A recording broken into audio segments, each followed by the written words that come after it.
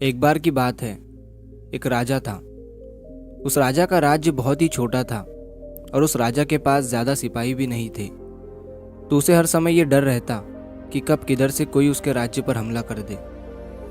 तो एक बार वो राजा जंगल के रास्ते से अपने महल की तरफ जा रहा था। तभी जंगल में उसे एक बड़े से पेड़ के नीचे एक बुजुर्ग बैठे हुए दिखते हैं, जो बहुत ही ज्ञानी थे और सारे गांव वाले उन्हीं से हर चीज़ की राय लेते थे। राजा अपने घोड़े से उतरकर उन बुजुर्ग आदमी के पास जाता है और उनसे कहता है कि आप मुझे कोई ऐसा तावीज़ दे दीजिए जो मुझे बुरे वक्त से बचा कर रखे। ये सुनने के बाद उन बुजुर्ग आदमी ने राजा की तरफ मुस्कुराते हुए देखा और कहा कि मैं तुम्हें कोई ऐसा तावीज़ या कोई ऐसी चीज़ नहीं दे सकता हूँ जो तुम्हें बुरे वक्त से बचा कर रखे, लेकिन मैं तुम्हें एक ऐसा तावीज़ दे सकता हूँ कि जब तुम पर कोई मुसीबत या बुरा वक्त आ जाए तो उस तावीज़ को खोलने के बाद वो तावीज़ तुम्हें उस मुसीबत से लड़ने में मदद कर सकता है।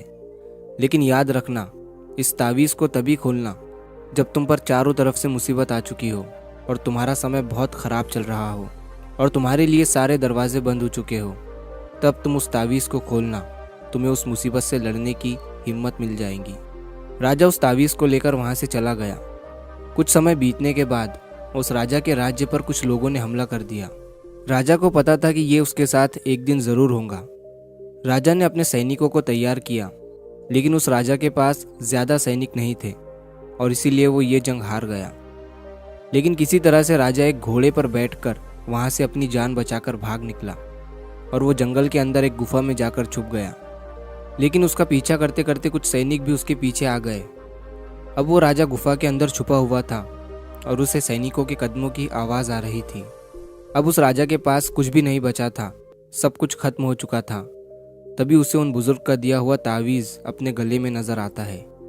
उसने बड़ी ही उम्मीद के साथ उस तावीज़ को खोलकर देखा। उस तावीज़ के अंदर उसे एक चिट्ठी दिखी जिस पर लिखा हुआ था कि ये वक्त भी गुजर जाएगा। ये पढ़कर राजा को कुछ समझ नहीं आया और जब उसने फिर से उस लाइन को ध्यान से पढ़ा और उसे समझा तो राजा के चेहरे पर एक मुस्कान आ गई। मान लो उसे कोई सहारा मिल गया हो। और फिर उस राजा ने एक गहरी सांस ली और उसने उन सैनिकों का मुकाबला किया और वहां से बच निकला और दूसरे मुल्क में जाकर फिर से उस राजा ने अपनी सल्तनत कायम की।